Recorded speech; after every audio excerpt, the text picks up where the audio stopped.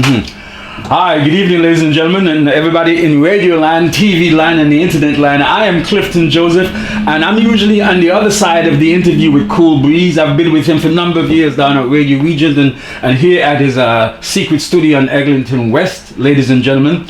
Today, we change up the spectrum. So yes. I'm on this side, and Breeze is on the other side. Breeze, yes. Welcome to your show. Thank you, sir. How you doing? See, Breeze is he's still doing the technical work. He's working all areas of the angle. My work is never done. Breeze, you are one of the most prolific DJ, radio guy, radio mogul in terms of the people you get within your ambit and the shows that you do yourself. Rewind all the way back to, is it Victoria, Trinidad and Tobago? Trinidad and Tobago, yeah. Uncle had a DJ set. I was 1970, 71. He had a tube amp. Oh gosh, back in them days. Yes, a tube amp, and he had some Celestian speakers. A guy used to make the ready-made box. He put in them with the crossover and everything. So those days there were no mixers. He had a Sansui 666. I used to call it the mark of the beast amp. It was a beast. It was smooth, warm, dynamic, and you were doing phono 1, phono 2. But the guy, you swear the guy had a premium mixer because he was so smooth. Transferring those two tracks, it was unbelievable. The parties he had, and where he went, man, the guy was all over the country playing music. So I was fascinated by that. I didn't go looking for the music. The music came looking for me. And what range of music was he playing? Oh, he played soca, funk, disco, little jazzy stuff. Soul. He was very diverse. When reggae came to Trinidad late, in the other island, it was there. He was throwing a little rock on him, whatever thing. So that opened up the dynamism of the Koolbreeze for the radio. Also playing in high school, I played the upright bass, and the teacher started us off with classical music. You were playing the upright bass in Trinidad? No, here at Vaughanwood Collegiate. Because I was playing that bass. I was playing at Blow Collegiate, playing the upright bass too. Oh, nice. It is a magnificent instrument. I wanted to play violin. She says, I'll put you there, I'll take you back for 2 weeks, but I never got to play violin. I wanted to play violin too because that bass was bigger than me, Breeze. But here's the thing. At the time, 1978, Louis Johnson and Bernard Edwards was coming with them badass group, Ohio Players guy. Boom, boom, boom, boom, boom, boom, boom, boom, boom, boom. Skin tight. I said, this bass is like... Boom, boom. It was like sort of like divine intervention. He had that groove, man. And I had to take this thing on the omnibus in the days on Ossington when I lived in those rooming apartments back in the day, and so on and so such. But it was like the army says, it's not just a job, it's an adventure. Yeah. But go back to the music though, because okay, so I assume you grew up in the church like a lot of us did. Right. Like we were there, and that for a lot of us that was the first introduction to at least vocal music and so on. So before your uncle, what was the influence there? What about radio? Radio Trinidad was playing country and western, jazz, classic, all them kind of tunes. And the thing about Trinidad had short wave. He had AM, FM. He had short wave, medium wave, and long wave. Because my grandfather had a thing where he put an antenna on top and a grounding thing. Because this radio could switch from battery to AC. It came from England, called P-Y-E. And man, he had that band. You fiddle around with the antenna, you get all these off the small Caribbean island, man. The chain was unbelievable. It was, and then it had tubes in it, so you get a nice warm sound. Yeah. Well, what about your first? Because it was a status symbol back in the day. Yeah.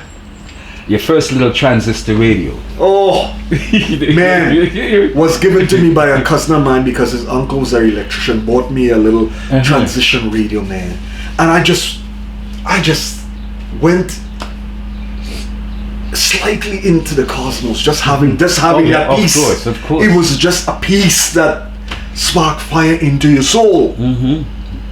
And when I came to Canada, I wanted to get them little, consumers distributing cassette player. Oh, yes. So I bought it, and my mom, this weeks before Christmas, every day they go out, I used to go and unwrap the griff, play the cassette tape things, wrap it back.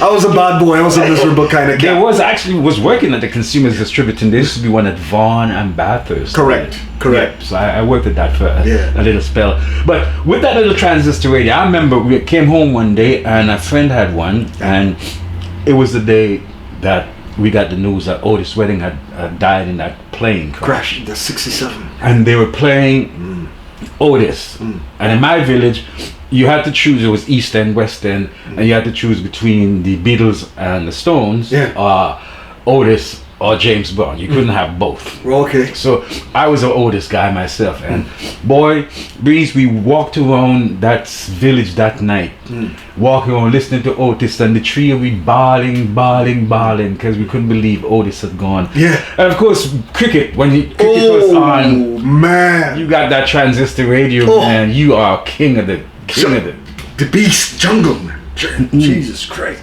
And the ghetto blaster days. Oh yeah, And then thing you had them JVC and them Technosonic and all them kind of thing, and Krong, and I went through those days, but the things used to eat batteries, but that's all we had. Yes. Big and No, Ion Audio came in a box with the battery and everything, and you get about, at full volume you can get a good 5 hours. At medium you can get about 8 hours with the thing, like 100 and something.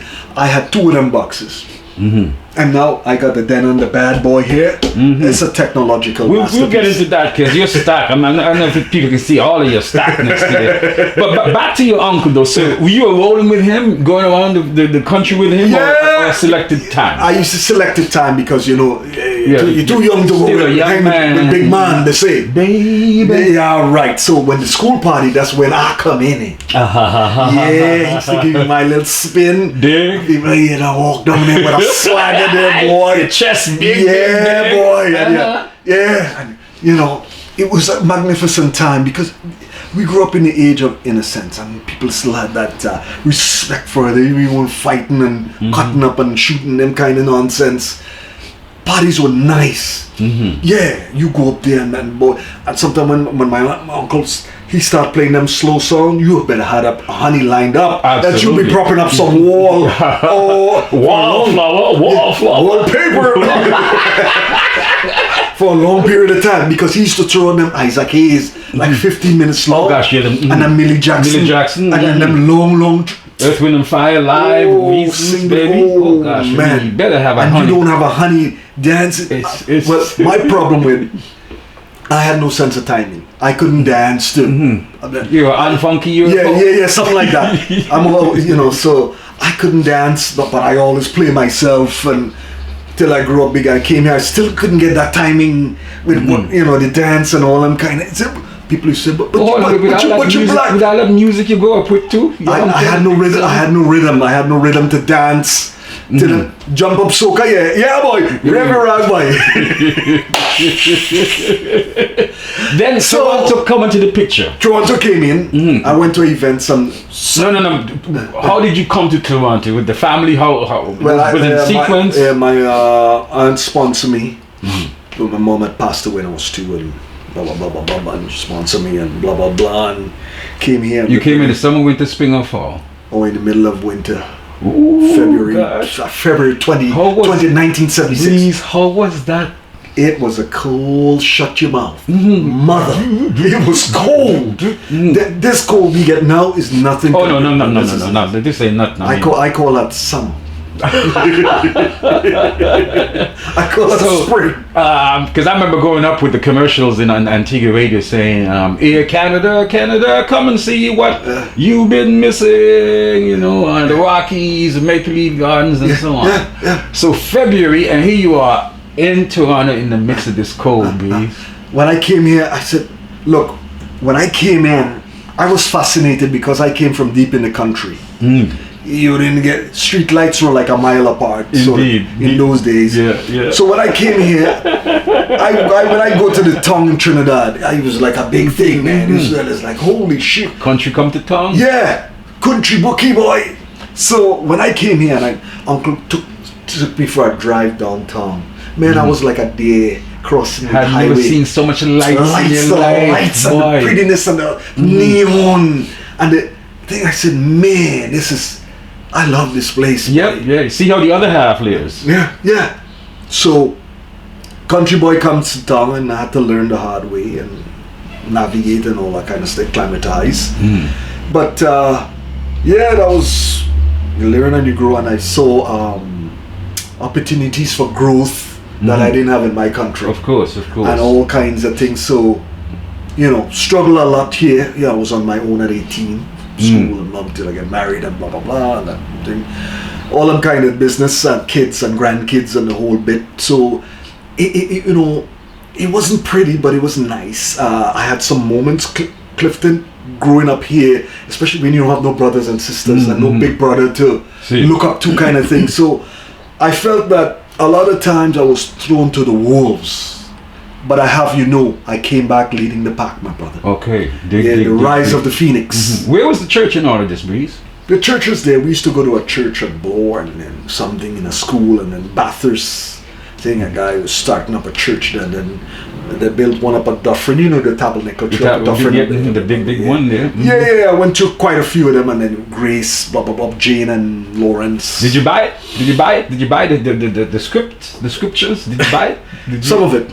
Yeah, some of it was. It was. Yeah. So high school now. Yeah. Oh man. Because we went through that time. I came in '73, for instance, and then there was a thing called streaming where they had shifted a whole bunch of the black folks into the technical vocational schools, right? Yes. And a lot of us who were finished up our last year to take GC in the Caribbean, we came here and they just choked me in grade 9 and so on. Yeah, put an ESL crap. Yeah, so a lot of us lost a number of years before. Those of us who went to university, we lost a number of years. What was your experience in high school? They put me in this ESL. I'm learning English as a second language. I go, what the flying fornication is this?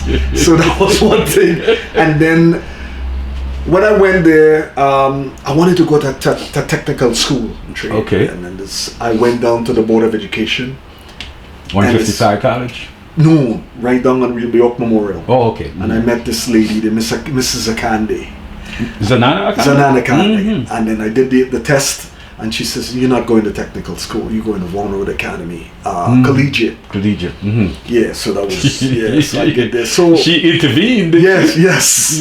So I was doing good in school back in Trinidad, but when I came here, I struggled for a lot of the things, how they teach math and different things. I grew up under the British system and such. So, I needed a tutor at one point with them. Yeah, with the system they have here.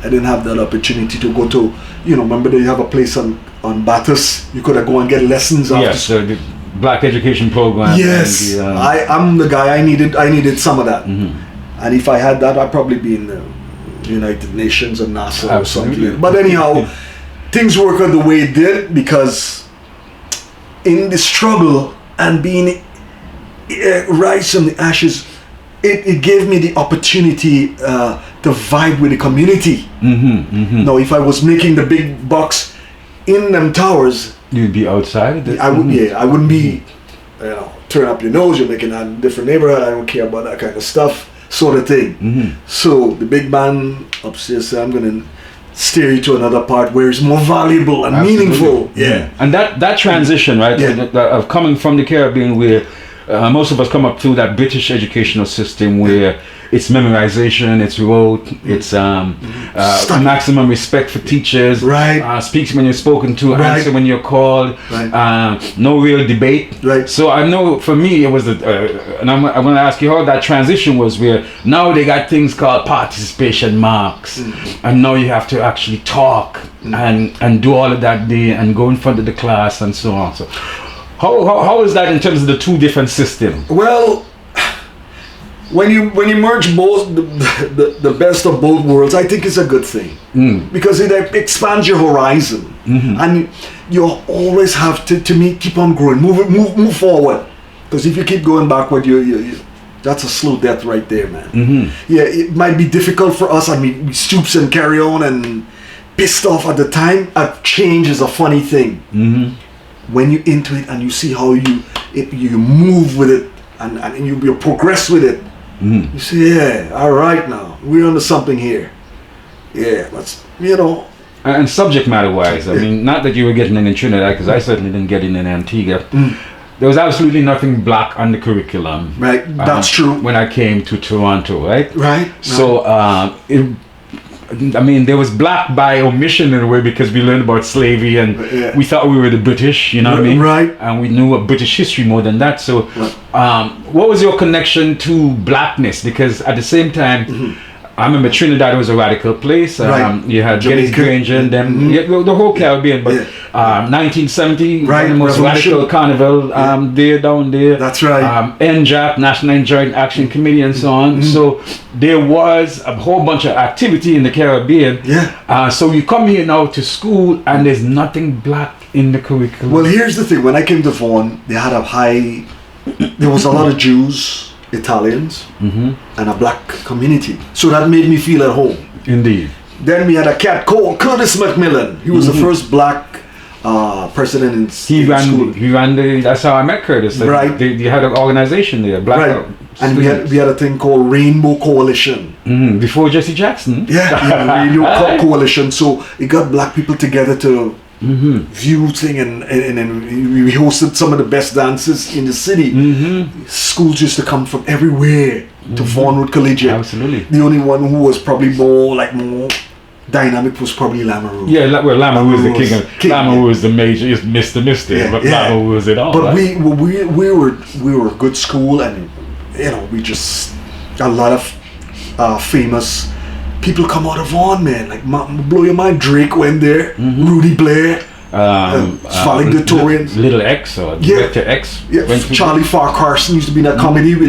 Yeah, it's a lot of actors. And when I was looking at the thing there, came out of that Koolbreeze, Jackie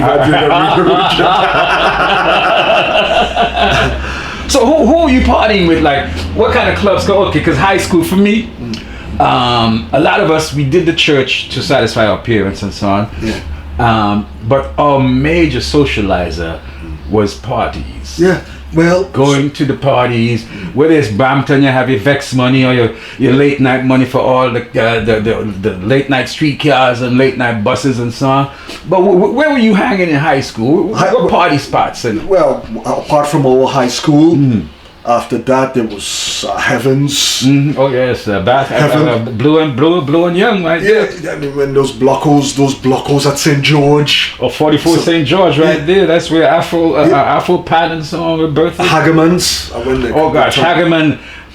Didn't you ever feel like that floor was going to break? Yeah. Down? Yeah. I'm because it used to wobble up. A few boards broke out at one time. A speaker caught fire because Sunshine Song and Lightning was jamming the voltage hard. That was a big ass place too, right? Yeah. At the time. It came to expropriation the city and blah, blah. But yeah, so I wasn't a roller skating guy, but there was some good places I went. Some of the places I can't remember. I was more into the Heavens was one of the thing, and more like seeing bands. Oh, okay. CNE.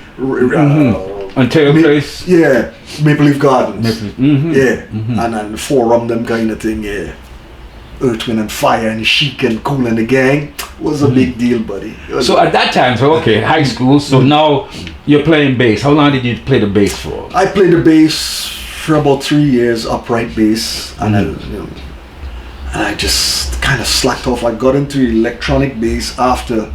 But how they claim he was a maestro. He used to be on Sinclair and Oakwood corner down there. Sinclair and Oakwood, just a little block west. He's a maestro. He showed me a couple of notes. He go in a room and do his other things with his other clients. And I just got distraught by that kind of stuff. Yeah. When you're teaching somebody an instrument, you gotta be hands-on, showing them what the stuff they do. Of course, you can't start improvising before you know it. Exactly. So that turned me off, and I just kind of thing, and I had a used bass. I lent it to a friend, never got it back, but that's fine. And I decided last Christmas I'm gonna buy me a Fender with the amp inside and the. This is right behind you. This is Thank you, Clifton. It's right here, isn't it? This bad boy's right here, baby. Uh-huh. Yeah, it's a Squire from Fender, and and it came with an amp, it came with a bag, it came with a strap, it came with a cord, it came with everything, total package for a really good price. So I decided, that little amp suits, like, you don't want to disturb anybody in a condo or. Yeah. But I said I need something with a growl. That pit bull, that lion growl, 10-inch. The other one was like a 5-inch. Anyways, so I got a hard key. It slammed, and I only had it for less than a month. I just traded this last week. I got the Kitana from Boss. They build rolling stuff, special effects. Is what the amp don't have in it, and everything works. I traded up for a couple $100 more. It has a proverbial tank. It's a Swiss Army knife on wheels, man. So, are you able to have the flashback with the music, with the upright bass that now you remember? Yeah. I have flashback because the upright bass, man, had such a magnificent sound. It's so organic, it's rich, it's real, it's different. But in terms of transportation, man, it's a... That was, because this was before, I didn't have a wheel. Yeah. They had the Taking wheel that came around. later off, I see people in the subway with the one with the wheel and wheeling, they go doing concerts. So Yamaha made something called the SB300, and it doesn't have the body, you just have that stick, and you plug your amp in. See, that's the closest you'll get to the upright. It is unbelievable, man, the sound. But it costs a piece. Of course. That piece will cost you $5,000, and the amp, a good amp to go with that, another couple of grand right there. Because I saw the first cat I saw with a guitar similar, Jamaluddin Takuma. Oh, boy. That boy can dress his ass off too. Yes, yeah. And he was playing with the Ornette Coleman band at the time with Ornette's son Donato, right, playing drums. And it's the first time I saw the fretless guitar, without any kind of thing and so on, the little thing there. So I said, wow. The tuning pegs at the bottom. He was the guy. He created some songs because look where he came from. Ornette Coleman band. You don't get no crazier than that. No, definitely. You don't get no crazier than that, buddy. But for me though, a couple of things. There were 4 bass players in the orchestra, and we were all black. I just found that to be a little bit funny. Okay. Plus then the transportation, taking them home on the crowded Dufferin bus or the Bathurst bus. But most of all, we never got into the 20th century with the repertoire. Right. So we're doing Magyar melodies, we're doing everything from all the way back in Europe and so on. Yeah. Meanwhile, the band now, the band got to do the Sting, and all of the latest tunes and rock and roll tunes and so on. So we were always in the orchestra envious of the people in the band because they got to play modern tunes, man. Yeah. Well, we have 4 bass players too. Dave Timothy, myself, and 2 Italian cats. And we had a lot of fun with that orchestra, man. Yeah. It was nice, and I miss it sometimes. There was one night they had a show, a benefit to Leonard Peltier, the native dude in prison there for all them years, at the Horseshoe Tavern, right? And we were waiting on the performer to come, and everybody's backstage. The guitar guy have his guitar strung around him, playing, you know what I mean? The upright bass guy, because I think Terry Wilkins, he was playing upright bass at the time too. He had the bass, holding on to the bass like a sweetheart, you know, around the elbow there, right? And everybody had an instrument, right? And here me as the poet, with my 2 hands, I mean, dangling like a dangling participle. And I was really, wow, I really wish I had an instrument that night, man. A bass to lean on backstage there, you know. So I occasionally miss it and say, you know, what could have been or would have been, you know. Yeah. That goes through my mind a lot. Like again, a lot of times for Caribbean, youngsters, few and far between. We, in certain things, we needed more guidance and tutelage Yes. to get us through. Because a lot of our parents just dashed me into high school and left me, you know. Yeah, go to school, boy. That's it. That's it. They might not even show up for parents' night. Yeah, all that kind of stuff that happens. But So it's the parties now. So of course, you tell me some more about how influential the party was for you and what kind of beautifulness you experienced at parties. well, the parties, it was getting that good music and that getting that vibe in your soul. You know when you hear a tune, a bad bass line and all them kind Got of to get on that dance floor. and you see the honeys come out, you survey the territory and thing. And you think so the music, what you heard would drive you to Carnival Records, Sam or A&A's or one of the guys. So you stack up your collection and things, and you will go home and make them tapes off BLK. Oh yes, And you Chuck E. T in the morning. Yes. So that drove me to that. And I say, you know what, I got to do something with this music. I had so much music and I used to learn record people take and never brought back. So I start somewhere in the 80s, build up the collection, and I'd stop learning records. You come by me, we're going to make a tape, Dig. we're going to burn a CD. Dig. Master don't leave the house. No. No, he don't come back. So, you know, so I said to myself, get into the radio realm now.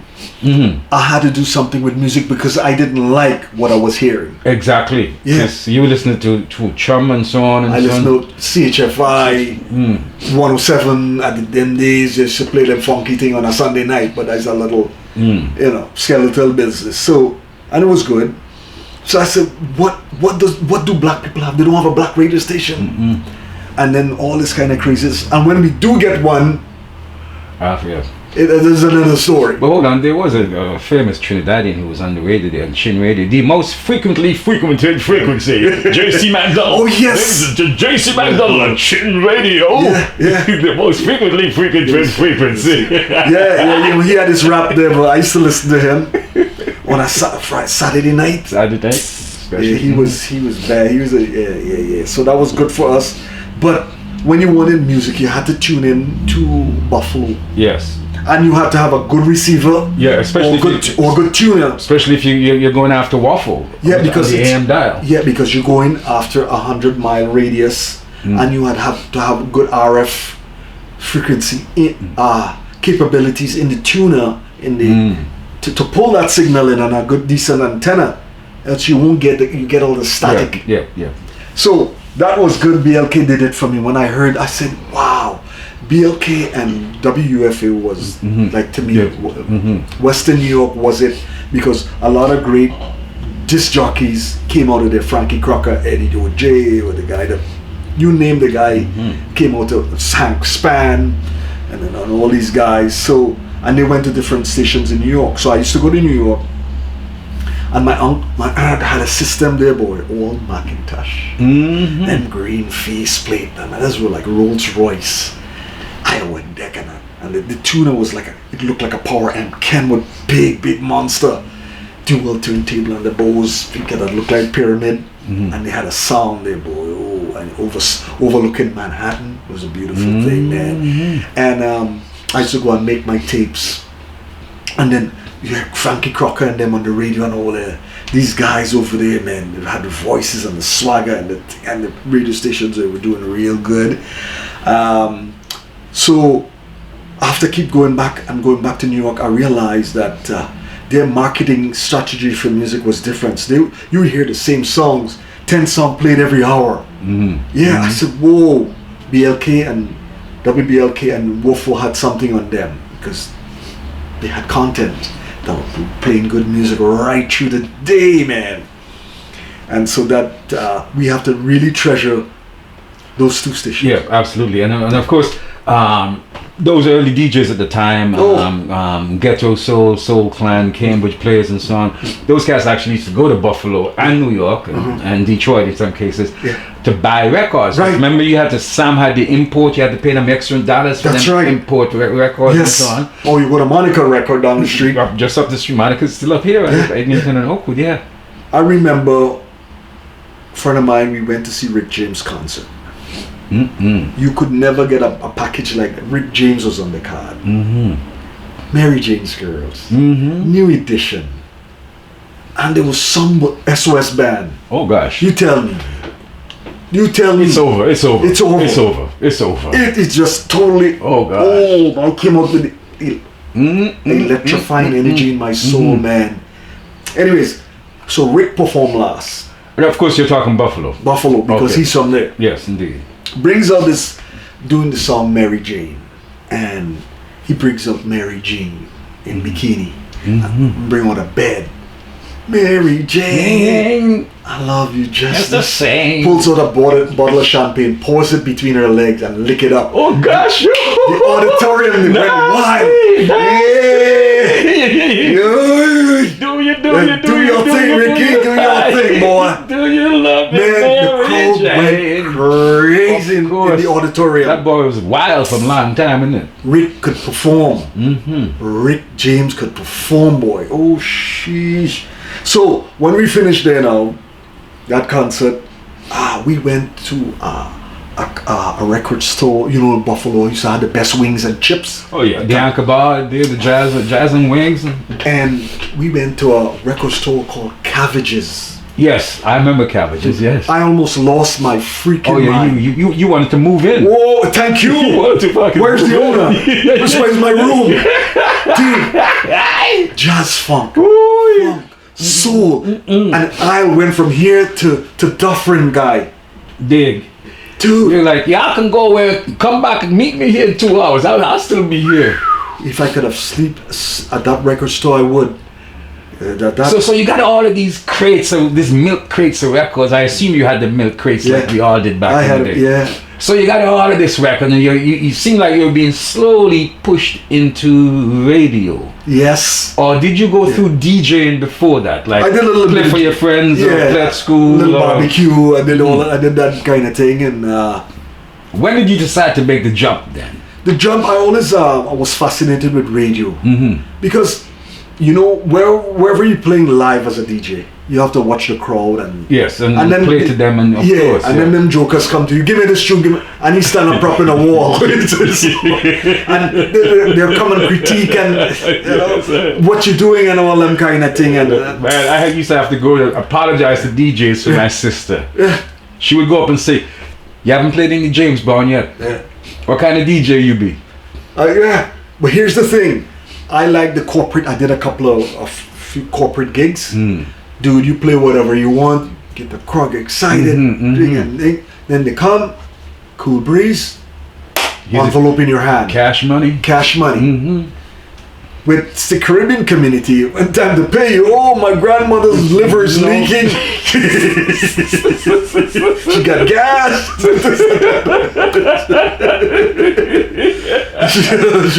You gotta wait till we clean up the place and fix up this and she that. lost 2-0 and I had to take her down to and all them kind of stories. So, anyways, I say you see this thing. I had to do. So the club life wasn't for you. You were clear that it wasn't your cup of tea. So no, but I had to test the waters as a young. Indeed. I'm more like the Blockoramas. Okay. Because you're out there, you see the honeys, you get the music, you hear the big box, and it was a good feeling, man. Yes. Oh yeah. Yeah, it was a good feeling. I like the block parties, and you know, like when they had these events where they had a live band in a park and a DJ. That was my kind of thing. What I found out was.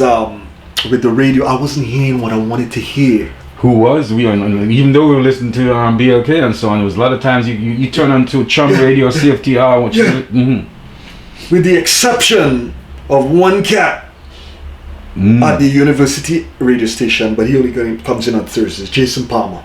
He was a bad mother with them grooves. He still is. Allegedly still is on the internet here. Yeah. I tune in Jason Palmer. He had the stuff. The other cat, and I listen to the other shows too as well, but he's the guy driving force on radio. And so, but by this time though, to just fill in the blanks, by this time was CKLN is around, U of T radio, CHRY, and they were around, So okay, so I used to listen to campus radio, community radio. I listened to all of that, and I said, you know what? And then one went out, and the other one, this and that. Some DJs gone, and this vaporized all these DJs that flow, and this and that, and craziness started happening.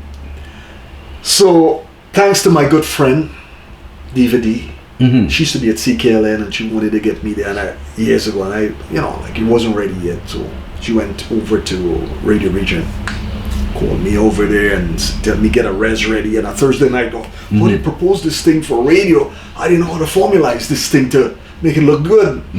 Talked to my guys on work, and they put together good. My boss is like, take off an hour and a half and go there and present this thing.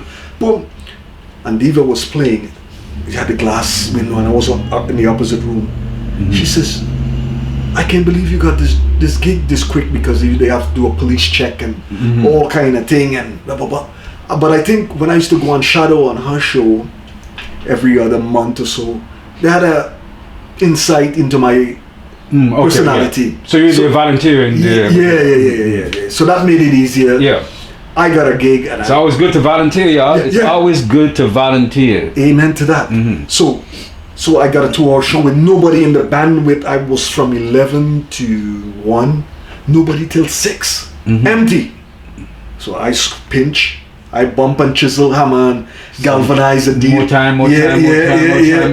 Till I end up with a 4-hour show. Nobody wanted to come out of the bed on a Saturday morning to do. But people home listening. Though. Yes, but when they saw what I was doing, they want to cut. A lot of them came. Want to be with the breeze after the breeze, and the bandwidth start to fill up. There was a show before, and then after, which was good. I had a US base, fan base at Radio Region, which when I moved on, I brought them here, and a cat called me.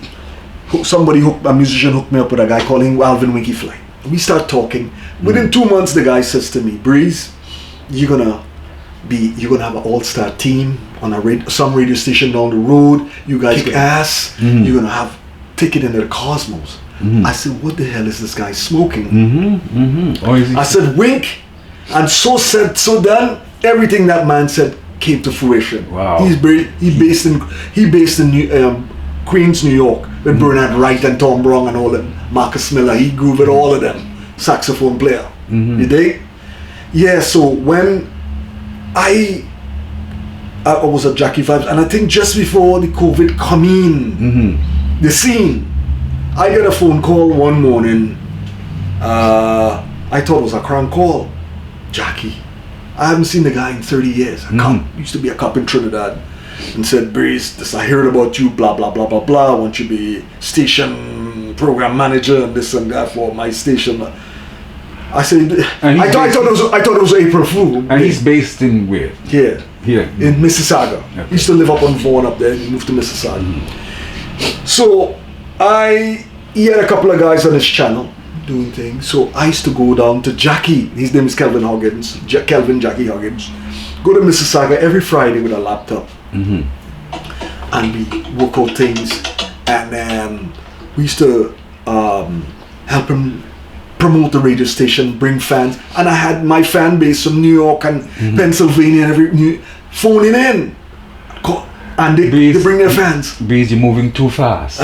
Rewind now. Go back to man, because some context with Radio Region, because with all the movements happening in campus community radio, there was always a problem at CKL and so on to say we ain't playing enough sports, or that most of the people that's working at the station don't even go to Ryerson, and then there was all kind of because they take some money from the students' money to fund the station and so on, right? And then I was at CKLN 88.1 and only, right? And then all kind of internal warfare started to happen at CKLN. Well, CIUT had some of that too, where who's going to control the station, where's it going to go, the black folks, the lesbians, the feminists, the guys who want some rock and roll, or the folkies, you know. Right. So eventually, the CRTC, the regulatory body, take away the license from CKLN, which is something they hardly ever do. Right. But the problem was so dire internally, and they weren't even sending in their logs and so on to Wow. certain things like that. So then, how I first heard about regional radio is that a chunk of the DJs from CKLN, Nominals Richmond, Victor Yes. Baines Marshall, TM Providence, and They went so over on, there. jump over to Radio Region. So I'm like, okay, Radio Region doing it now, so I can still hear my programs, right? So that's how then a lot of That's us right. got hooked on to Radio Region because of the migration Right. from CKLN and imagine other places too. I So must say, sorry, Radio Region, it was like an ecosystem, man. Bringing the broadcasters, DJ, them kind, what experience, whatever. But it was a way to grow. They had the creative freedom of expression. I like that. When I came there, I saw my thing. Nobody knew who I was because I was on a Saturday morning. Nobody needed. I never seen most of these guys at my tenure there until we had an event, and people would walk up to me, "You the Breeze," and they shake it because the work I put in, I invested into a good video camera.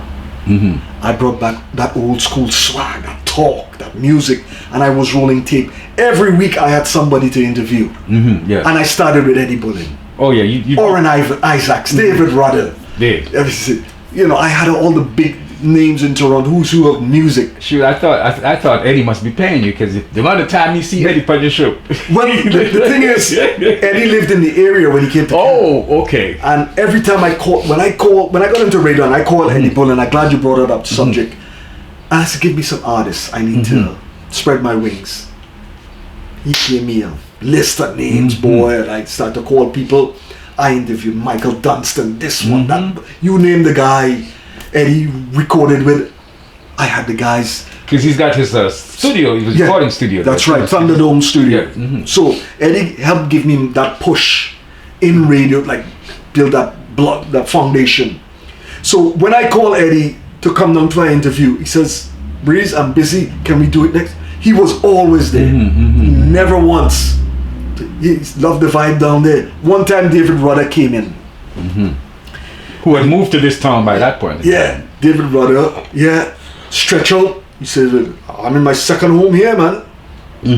Thank you very much. That's all I needed to hear. I had Louis Saldina, Mass Camp guy. We know all kind of costs. For donkey years, still present day. Caravan, a big band. He told me they sent him ticket to get interview in England, and he never went. I said, "Why is that?" He said, "Man, they wanted things scripted. What is them kind of ways?" I say, "Hey, we don't do that kind of stuff here." I said, "Louis, when I interview you, it's like you and I in the backyard barbecuing, drinking a cold beers. We ain't getting into no dirt and no thing, and you tell the passion of your craft." He says, "Breeze, I'll be delighted to come back here anytime." My brother, who's a DJ at DOC, says, how you getting these guys?" I said, "I put in a call. People see my body at work, and they come down." Because Breeze, I must say that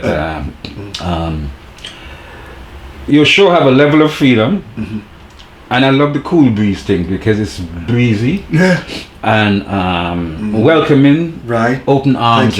Thank you. And give you a lot of latitude to expand yourself and to That's correct. talk about your music, because you know how it is. Sometimes you get a gig, you get an interview, and it's 5 minutes, it's 7 minutes, it's 8 minutes, and they play 10 seconds of the tune. Well, so how to explain your shit in 10 minutes? I'll tell you something, Clifton. I don't go by radio Standards. textbook. Mind you, I go by you know the language, this to that. I follow that part of radio. But you know they say when you think outside the box, that's still a control mechanism of thought. Blow up the box. Absolutely. Blow up and that's what I did. I bought some TNT, by the way, if we need to blow some shit. Blow up the box. So when I came to Radio Region and I see the guy was so cool down there, the director, Adonis Huggins. Yeah, who did some excellent work with the young people there, Yes. because that's what Region was right. started to specifically to go after them young people in Region Park. Dude, I had a following down there, boy, from globally. I said, put that geolocator in. I told the tech guy. And so when you broadcasting, you see, and it creates that energy. So when I get called up by Jackie now, just before COVID, Jackie Vibes had a little thing going on where he had a little vision into the future. He had channels built in to his networks. You don't have to leave home. Nice. He have a channel built in where if we event covering live here, you can hear that. He punch it through on his laptop, titter with his phone, shoot that signal in, there's a boom, and you can hear it anywhere on the globe. So he had that scope. Jackie don't tell nobody what to do on radio. That's not his style. He says, Breeze, you know how this business is run. He says, I handle that part over here with funds and raising things, and you handle bringing the broadcast and the content, blah, blah, blah. So I got, by going to Mississauga and helping him out there, I used to leave Toronto, come back on midnight and help him build up Channel 1. One day, I come home, one Christmas, leading up to Christmas, the guy says, go on the website and see on Jackie Vibes Radio. I said, see what? Oh, something's been added. The man built the channel for me. Channel 3. There's a love and respect. Right? Take some. Yeah. Take some. Yeah. So that must have blown your mind. Yeah. Look, you get up Christmas morning. Holy flying fornication. Got in the southern, the men down south say, I just feel alright there, buddy. Absolutely. So anyways, I said, first things first, top of the order. I gotta get DVD inside of here. Okay. On the bandwidth, because she got me into radio. Yeah, you've been together for quite a while. Right. We were born the same day, March 25th. Absolutely. 2 years apart. I said, Diva, the bandwidth is huge landscape. I give you 4 shows. If you can do it, you do it. You tell me when you call it whatever you want, Monday, Tuesday, and it is on Sunday and Saturday. Right. So they're all different shows. If you can't live up to it, you let me know, because don't bite off more than you can. Yeah, the job she does is a really stressful job, and it helps her to decompress and detox. So she's a fabulous human being, man. DVD. Oh, yeah. Then I got some more cats. I got the Dayton scene. Dayton, Ohio, David R. Webb's. Of course, a hotbed of funk. That whole Ohio, that entire state is funky. They come from the Funk Chronicles. Ohio players. Slave, Aura, Platypus. You name the group. They have the most gold singles that come out in any area, in the most sampled city in the world. Funk Pasquale. Yes, that's right. Yeah. So David R. Webb, I called him up and I said, dude, I have a channel here. Who's that? He's the presidency of the funk music exhibition. Long word. Okay. The whole thing. He's building all that project up down there, raising funds and so on. All the artifacts he has stored to put in these places. So when I told him about this, he says, I didn't even finish the sentence, man. He says, Breeze, I'm in. He calls me Breezy. I'm in. So they have a show they put together and they sent to me. They have a team, 4 people, and the ruckus that goes on is just unbelievable, and the interaction. Always talk about funk, where you were at this time and the closing and this. You gotta listen to the show and the story of the funk music. They play that in the splice. I got the Dayton scene. I got DVD. I got Lady Funkalicious, Paula Latang, 2 of the best female voices in this country, my brother. I got Will Thomas. He was from Sassy Radio. Came over here, mix master. He comes in on Saturday, and I spread him over into Channel 1 over there. Guy mixes good, and he brings great energy. I don't want to leave out anybody. I've got your latest, you got Roger Day. Paul Mason and Roger Day. He's been on Roger Day, who's a voiceover expert. He's been on all over radio in campus radio in Toronto, and nowhere in the Caribbean I go that I don't hear Roger Day. Roger's a monster. And that dude can speak. He can really speak. And he was been out for 13 years out of radio. How did you scoop? I mean, he's in radio, but meaning that not as a DJ or such, but he's been doing voiceovers all over. Yeah, he did the voiceovers. So I said, I bounced him up last summer. And I said, Jackie, give me this man number. I need a soundbite for somebody. Did it. And then I sit down one day. I said, what is this guy doing? We could sure use his talent over here. I had to go and kick down Roger's door. Roger, wake up, buddy. Roger, what are you doing? Oh, Breeze, la la la la la. So I had to preach and convince the guy. Call him back another time. I said, I'm one kind of guy. I grew up with a guy who played ball, academics, music, and more talented than I am. And they waste the talent with drugs and all funny stuff.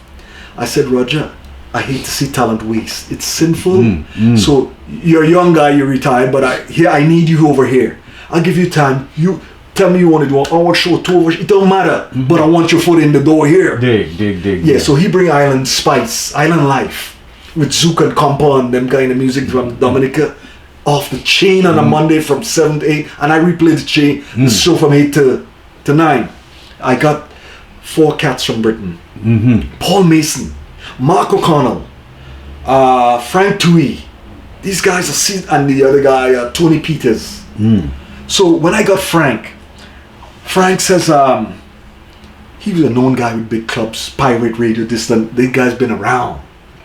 So, and they know their shite. Of course. So he told me a story that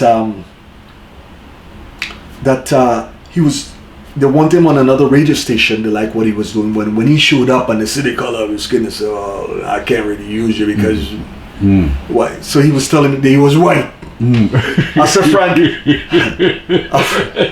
said, Frank, hear me good, brother. Hear me good. I don't care if your skin is green, your teeth is yellow, and you're missing teeth like Leon Spinks. You're coming with us. He says, respect there, Mike. In the fold. Yeah, and he got me. Paul Mason brought me. The other guy, Mark O'Connell brought me. Tony Peters, so it's a network system.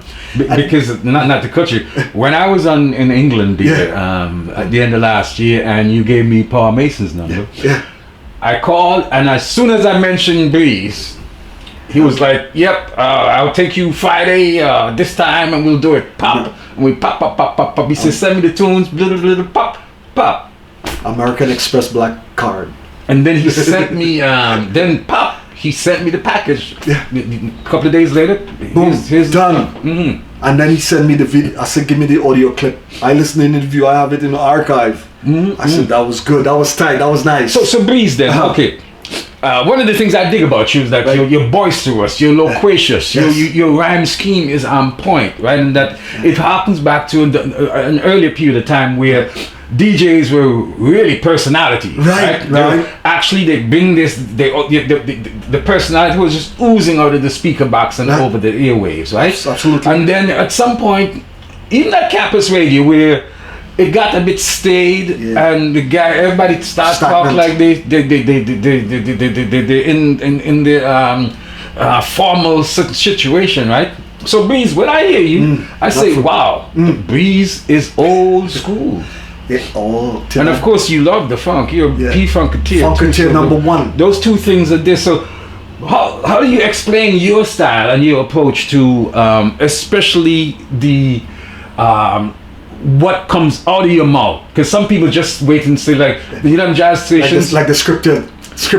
And I listen to some of them American jazz stations, and even some here. We're reading. They'll play half hour, and then they go through a thing about, well, you first heard John Coltrane doing giant steps, and then after that you heard so and so. I'm like, dude, this thing is like a set. Listen to some of those jokers who go on radio, like they're happy to be there. Yes, that too. I am happy to be here, but beyond. I am beyond. I'm deep into the cosmos. When I got here, I said, listen, I'm bringing old school back. I listened to Rennie B in Trinidad. That was my inspiration. And then I came out here, Frankie Crocker. Then I heard the guys on BLK. And I said, I love the style, the swag, that which they bring. And I'm bringing that back to the radio. These guys can't rap and talk like that because they would have done it Yes. Long time ago. No, so, and one thing I hate is a DJ playing the same tune over and over, same old 35 songs. Yeah. And they crown the name, the masters of this and that. I have a catalog of funk with about 10,000 pieces of funk. Yes. You could only play so much in 3 hours. There's 15 songs per hour. Okay. So I wanted that swag, that grit, that badness. I'm the bad boy of radio, hip to the tip, the hippest strip. When I'm worst, I'm best, baby. And of course, when you're there late night now, where you had sexy songs of soul. Yeah. And you got that extra sense of freedom now, because ain't nobody around you to say, Breeze, don't do this, don't do that, leave that alone, blah blah blah. Well, the ladies, at one time I was so tired, pumping my ironing day, and I come on and long day, and I was so tired. But when I broadcast, I go with my iPad. And I see people tuning in and texting and talking, and I'm doing the sexy songs of soul. So we're all 1 o'clock in the morning. The show will go to 11, but when I see that traffic and you got to continue the groove. See, move with the flow. Yeah, so I doing the sexy sounds, talking to sweet ladies out there, hugging that this and that kid teddy bear, and giving all that. Yeah, dude, it's a different. There's nothing like this on the radio. Quiet storm. Quiet storm. Yeah. This is a different level of craziness. Yes. So I did that, but I gotta share this story with you. When Jackie built Channel 3 and gave me that and says, Breeze, you do your thing. I don't get involved with your business down there. So Jackie came here and I said, Jackie, understand something with me. I'm not going to tell you how to run your radio station. I said, but we're not doing Matrix. I'm not having any part of that. What do you mean Matrix? Well, a million station doing the same thing. We're not doing the Matrix. Yeah, we're not doing that kind of stuff. See what I mean? So I said, Jackie, what you dealing here is a mad dog of music. I go deep into the cosmos. He heard that Bridge, you do what you want. He took up in it 4x4. Do I U-turn? All I see is smoke going down the road. Dig. At Jackie Vibes, we have the creative freedom of expression to communicate our ideas and magnify the artist's brilliance exponentially, local to global, with good music and love. And look, what we treat independent artists, guys call me from all over the world. No station will ever play our music because if you're not in the top thing. So I said, send me your music. Few stations where you hear your music get played, a guy call in, give me a song mic, I stick it in there. He calls in, he hears his voice over radio. Tell me which station, how many does that. It's organic, it's rich, it's real. Because the other thing too, right, with DJs, as much as I love some DJs too, right, that you got the DJs who become extremely localized. They'll do maybe couple of things. One, they play a lot of foreign music. If it's Jamaica, if it's Trinidad, if it's wherever, whatever, it's funk, if it's hip hop, right? And they might squeeze you in here and there and give you a little that's what they do. 2 minutes, and they play it for 1 week and let it go, and don't hear from you again. Exactly, so you kill it. And of course, most of the DJs are not compensated properly, right? So then they have to get like some free tickets to the shows and maybe you need a little bumpage. So and so and so. You need a little bumpage. Yeah, so. But you clearly didn't come out of that. No, I'm not from that school. That definition of things, though. I don't need the so-called niceties and the buttering up. Here's a bottle of this. No. I have a good job with the government, and I get paid good. The money Jackie gets from the funds that they send is to keep the lights on. Broadcasters buy their own equipment, as you can see. Absolutely. All my toys. You're stacked to the rack. I got the racks stacked. So now, when we do our thing, what I wanted at Jackie Vibes, stations specialize in one thing. You're playing rock or pop or this or jazz. That's good. They do your stuff. But I wanted us to be dynamic. Jackie plays soca, reggae, chutney, gospel, and kind of on Channel 1. I bring funk, I bring Afrobeat, I bring jazz funk, I bring smooth jazz, I bring soul, sexy sounds of soul, I bring esoteric. Yes, I was just about to mention that. Yeah. I bring them bad grooves, man. Like people, wow, because I want people to expand their horizon with music. When you come here, people come here for donkey years, and they're just climatized with pizza, hot dog, and hamburgers. Eat a steak, the man. There you go. Move up. You know, with Indian food, there's all kind of food all over the world. Yeah. Oh, yes. You have to do these things to move forward, man. The problem I have with the Caribbean community, the Jamaicans gravitate to reggae. The Trinidadians want to hear. You have to come out of that box. Oh yeah. Yeah. So I wanted every brand of music on Jackie Vibes Radio channel, blow people away, because what would be the point? I'm listening to a million radio stations doing the same thing. Amplitude modulation and frequency modulation is not the same. Jackie Vibes Radio changed the game, baby. AM, FM, and Matrix. So you were never on terrestrial radio as such. Well, the internet, that's what they call it. Okay. So that's a whole different animal there, right? Yeah. So now explain further though the Jackie Vibes concept and that how it's able, because its audience is much more diffuse. It's not like you're saying no. We're in 70 countries currently. Yes. 70 countries. So that must present some kind of way of how do you manage all of that? Well, what is different than somebody who's just say in Toronto and just playing for Toronto? Well, what you do is you limit yourself. Yes, you could grow a big fan base just doing one thing, and you have to spread it. You have to look. We find all kinds of ways, and I told the guys, the broadcaster, utilize the social media platform. I use Twitter, Facebook, Instagram, YouTube. I use everything, and the iPad when I'm live. So you're drawing.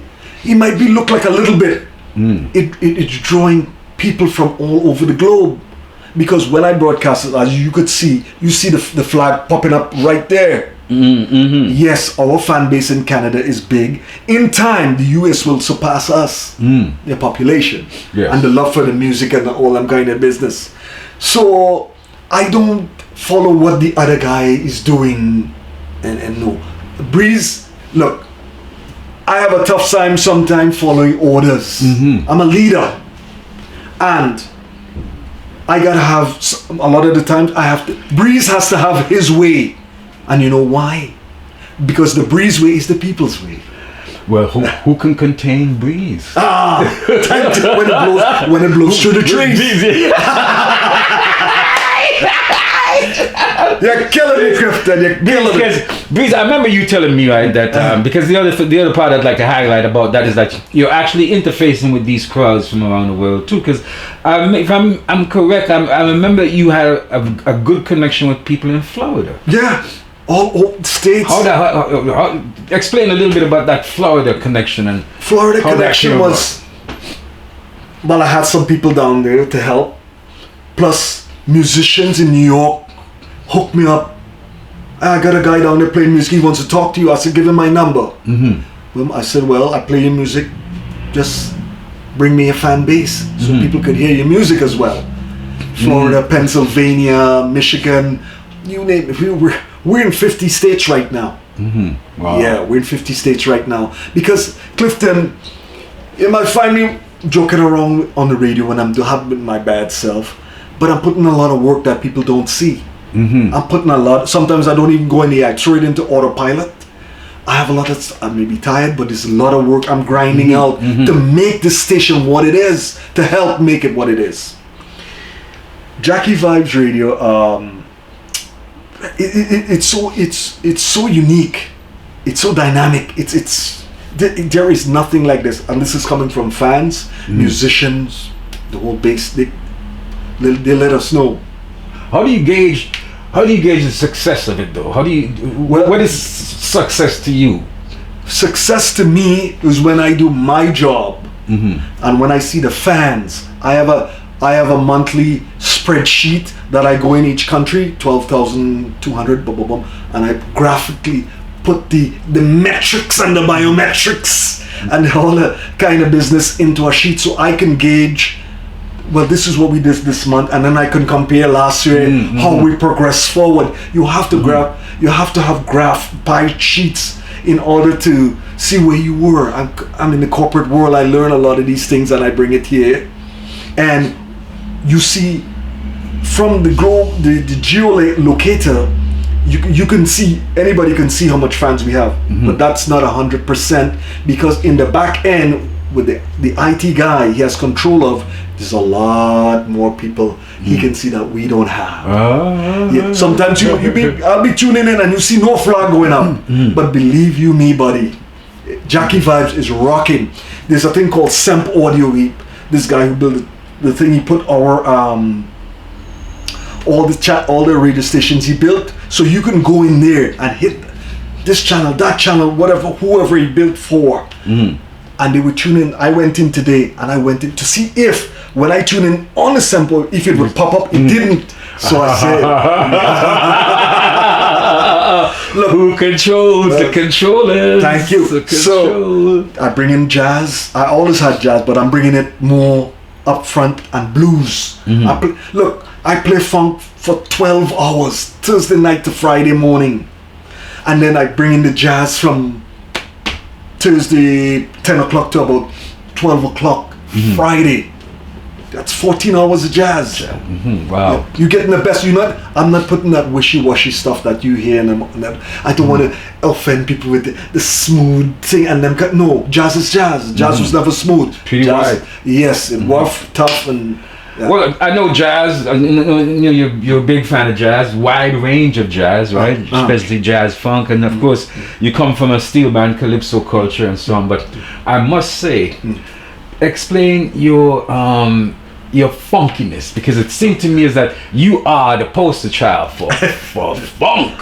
Man, again goes back to Trinidad. Where does the funk come into you, man? Where the funk do you come from? Glad you asked that. When that thump of that drum and that bass comes together, man, it takes you to a time and place, soul and cosmic space, my man. Yeah, funk is a universal feeling from another dimension. Yeah, funk is look, it's a black experience. It came from our struggles. It came from our uniqueness, and but all of the music does, though. But the funk. One of the reasons I gravitate to the funk was a music that was everybody had genres. Funk is the only music on the planet had no genre. They didn't want to categorize it because they know where it would end up. But hip hop took off. But this is the family. James Brown started it. Every music on the planet pretty much gravitate, rock, pop, this, jazz, funk, smooth. It come from funk. It has funk elements. So when I got in touch with the people in Dayton, Ohio, David R. Webb Sr., and they were pushing that funk movement, I said, we're the funk capital of Canada. I'll help you push your gig over here. Yes. So I wanted a funk channel that really would blast anybody out of this stratosphere, man. Yeah. They play funk. I listen to a lot of funk shows. They don't, I don't want to say they don't measure up to it. Well, of course, because I go to a lot of old school funk gigs. Yeah. Where I welcome them, but sometimes the guys would play just a narrow range of or they'll play the same 40 songs in and out. Like I said, I got 10,000 pieces of funk. You do the math on that, because funk averages about 6 minutes a piece. So do the math. And because if I must credit Parliament Funkadelic for my funkiness, because there was a lot of funk in the 70s, right? Yes. A lot of tough funk bands and so on, right? Oh yeah. But What distinguished George Clinton and Parliament Funkadelic was that Yes. those album covers, Yes. those booklets, Uh-huh. and their cartoonism, Right. and then the cartoonism in their whole cosmology, Yes. and a certain nose devoid of funk. Oh. Star Child, Yes. you know, Hucklebuck, you know what I mean? You know what I mean? Flashlight. So that they had such magnificent, inspiring narratives, right? Yeah, they do. And weirdism, and just you feel free. You feel absolutely free. It does. Look, buddy, the funk thing, I'll tell you something about. A lot of people don't know and about the funk is that, and I preach it on the radio over and over and over and over again, and you know, some of the times I don't. It's like poetry. You see, funk, a genre best described as an urban form of dance music, dedicated to getting loose and forgetting about the trials and tribulations of everyday life. Funk is black empowerment. Funk is an experience. What is funk? The definition of funk. Funk is a sensation, a universal feeling from another dimension. Funk is Godfather James Brown. Funk is a state of mind. Funk is a celebration of blackness, unapologetic blackness. Funk is the song of rebellion. Funk is the thump in your chest that makes you want to get up and dance. Funk brought us together, one nation under a groove. Funk is a concept that are built on chord progressions, complex groove and rhythm instruments. Funk de-emphasizes melody and harmony and brings that strong rhythmic grooves of electric bass and drum to the foreground. Dance to it, move to it, funk to it. Funk is the voice of the people in the heart of a struggle. You dig? Great funk music grinds you to the dirt and drama and still has that idealism, that hope that the next thing we're living for. What does funk music means to you? Comes from the church, suffering and pain, frustration, co-use and abuse, and finding that happy voice, extension of the gospel, blood, sweat and tears when you're locked into the pocket while playing. Funk is all about rhythm, the raw root of the black experience. On the one. Funk affects your movement, affects your speech, affects the way you dress. Funk emphasizes on the one, the dominant note. Funk is a tribal message that makes people want to get up and dance from the core of their heart. Funk is Sly and the Family Stone. Funk is Parliament Funkadelic liberators of the black imagination. Funk is a warm place that gives lives, openness to new ideas. Koolbreeze don't put no deodorant or disinfectant in the funk. The funk is dirty. Funk is freedom. Funk is a four-letter word. Dayton, Ohio is the land of funk. Funk is the sweat of God's feet that made it into Dayton, Ohio, washed down in Dayton, Ohio, the land of funk, and the same water baptized the Koolbreeze. That's funk. Breeze, you don't want to get I preaching today. I couldn't have put it better if I studied it. I'm telling you, babe. So the funk. Now, race. You've mentioned race a couple of times, right, in terms of the struggle and the relationship between the struggle and the music. But I don't get a doctrinaire sense of race with you. You know, some people criticize so and so and so, but so how do you see the race as a factor in your approach and your musicality? Yeah, I welcome race, they welcome me. Music is a universal language, okay? When Chubby Checker did the twist, they brought people together in black and white with that song. James Brown said, "Say it loud, I'm black and proud." People didn't go off and the man saying what he he felt about his people. So people embrace these things. People think, oh, just black people. No, that ain't true. People in England, white people will tell you about Germans. People in Israel, all over the globe, Russians, they love this funky music, buddy. All over the globe. So it's not a color thing, man. Some of these people will tell you, oh, I got this album. I'm like, whoa, I got all these albums in my collection. So I don't go off with these people with color and music, because that thing with the race record back in the day, you know, it just, you got a blood black and you couldn't put your face on your album that you cut. I wanted no part of these things, man. So music is a universal language. We're gonna spread it. It's all about a love, organic, bringing people together, unity. Yeah, uniting people with love under one man. That's what it's all about. Music was a thing. It goes hand in hand with love and togetherness and unity. Yeah, it's just the system made a mess out of it to divide and conquer people. And I remember in high school when the computers were coming in, and they used to teach us programming with Fortran and Cobalt, with those big spreadsheets that you'd have to send back and so on. Yeah. And then here we are in the age of technology, where Jackie Vibes, you are all over the internet. But before that, let's deal with all of these equipments now, from the turntables to now to explain some of the equipment you got here. All right, the equipment I got here, I got a DJ mixer.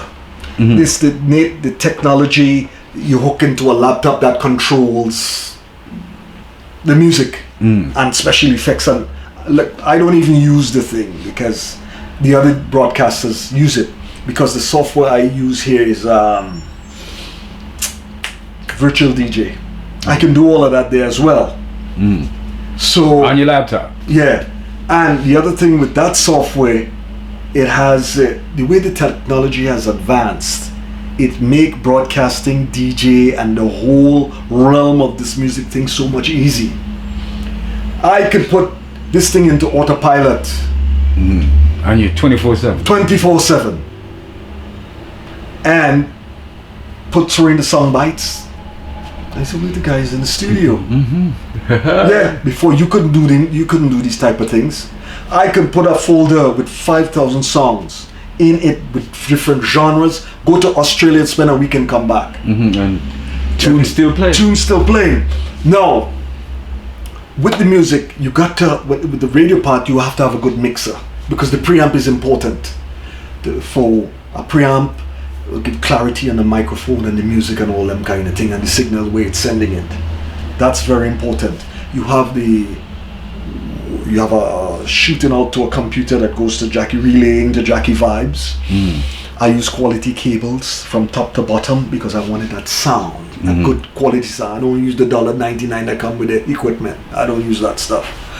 The laptops I use old. I don't use new. I use the old one. They built like tank. Those old IBMs. I got 4 of them things running on rotation. 2 weeks here, 2 weeks there. Rotate. You keep them pounding away 24. And a fan underneath it. Okay. Cool it down Like the Koolbreeze. It's hot in here, baby. Right. So the technology part, because Jackie Vibes has a platform. I forgot the name of it, but it's a popular one. But it is a virtual proverbial monster.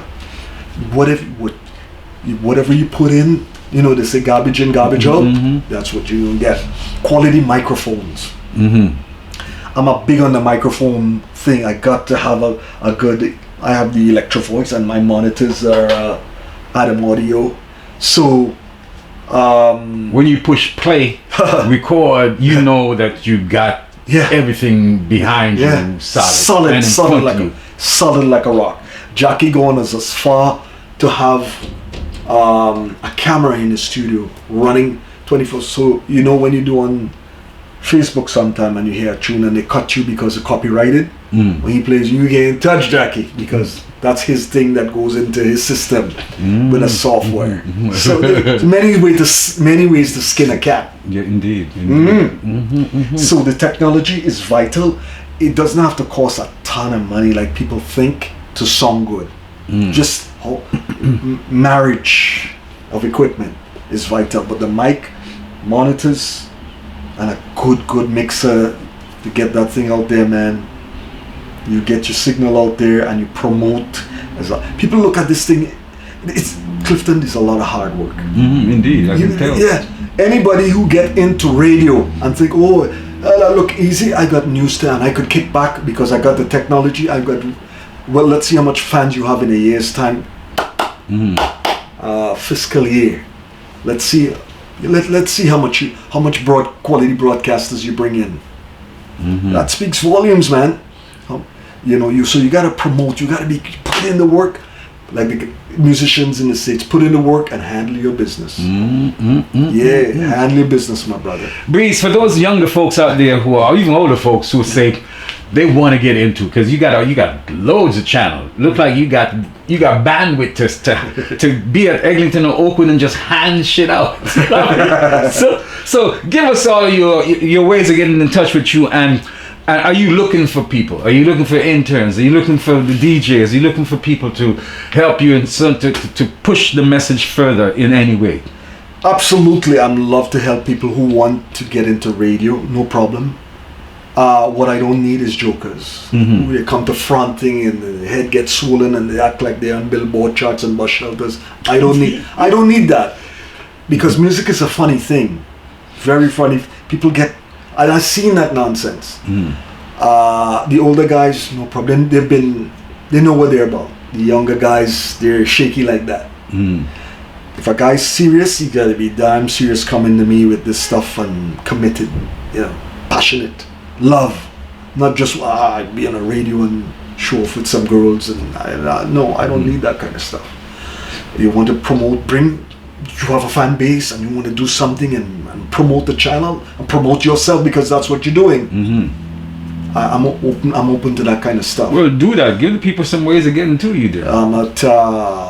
You get me at you could get me on Facebook. Look for Anthony Hills. Koolbreeze.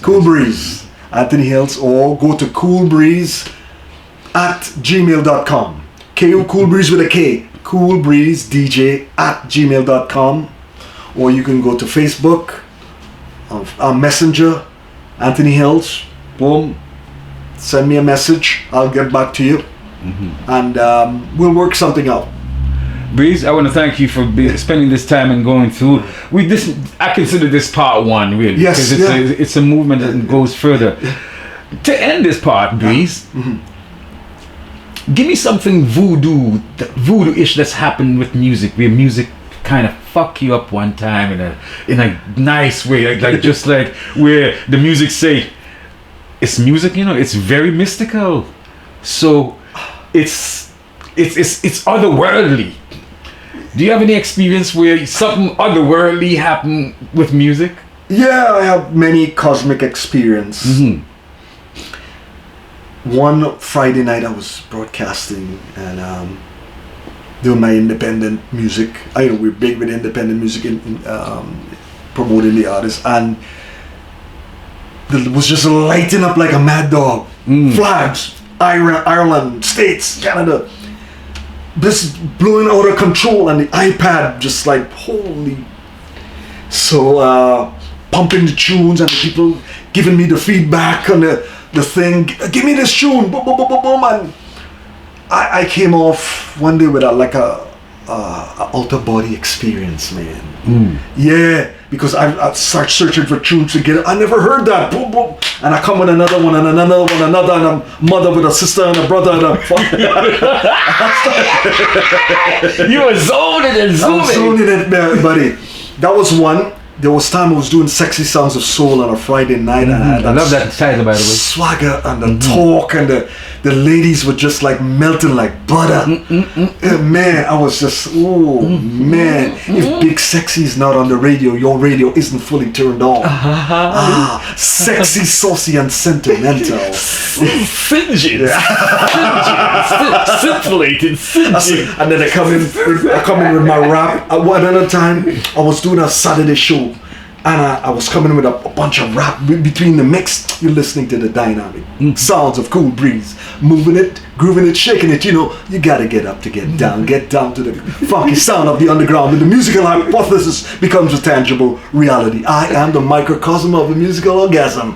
Glamour girls, jet setters, supermodels. Holler if you hear me, baby.